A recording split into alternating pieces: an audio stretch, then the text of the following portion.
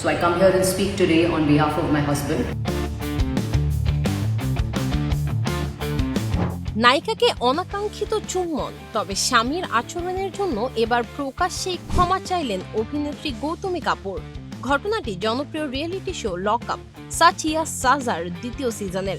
কয়েক সপ্তাহ ধরে সহ প্রতিযোগী শ্রেয়া কার্লার সঙ্গে রাম কাপুরের আচরণ নিয়ে চলছে আলোচনা সমালোচনা। শ্রেয়ার অভিযোগ, বিভিন্ন টাস্কের পর রাম একাধিকবার তার ব্যক্তিগত পরিসীমা অতিক্রম করেছেন, এমনকি তার অনুমতি ছাড়াই তার গালে চুমু দেয়ায় অস্বস্তি বোধ করেন শ্রেয়া। শুধু অস্বস্তিতেই সীমাবদ্ধ থাকেনি এই ঘটনা। অভিনেত্রী স্পষ্ট করে জানান, রামের এমন আচরণ আর মেনে নেবেন না তিনি। বিতর্কের শুরুতে অবশ্য স্বামীকে সমর্থন করেছিলেন গৌতমী। সামাজিক যোগাযোগ মাধ্যমে রামকে ভালো মনের মানুষ বলে উল্লেখ করেন তিনি। তবে শোয়ের পারিবারিক সাক্ষাতের পর্বে দেখা গেল ভিন্ন চিত্র। কোনো ভিডিও বার্তা নয়, কোনো চিঠিও নয়, বরং একেবারেই সামনাসামনি ক্ষমা চাইলেন রামের স্ত্রী। Please be a little considerate of that.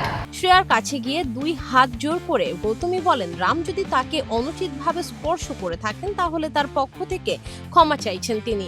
শুধু শ্রেয়া নয়, রামের আচরণে অন্য কোনো নারী প্রতিযোগী যদি অস্বস্তিতে পড়ে থাকেন তাদের কাছেও ক্ষমা চান গৌতমী। তবে তিনি এটাও বলেন, স্বামীর আচরণে সাফাই দিচ্ছেন না তিনি, ওর স্বভাবটাই এমন। গৌতমীর এই ক্ষমা ইতিবাচকভাবেই নিয়েছেন শ্রেয়া, জানিয়েছেন এ নিয়ে তার মনে আর কোনো ক্ষোভ নেই। তবে ঘটনাটি ঘিরে বিতর্ক এখনো থামেনি।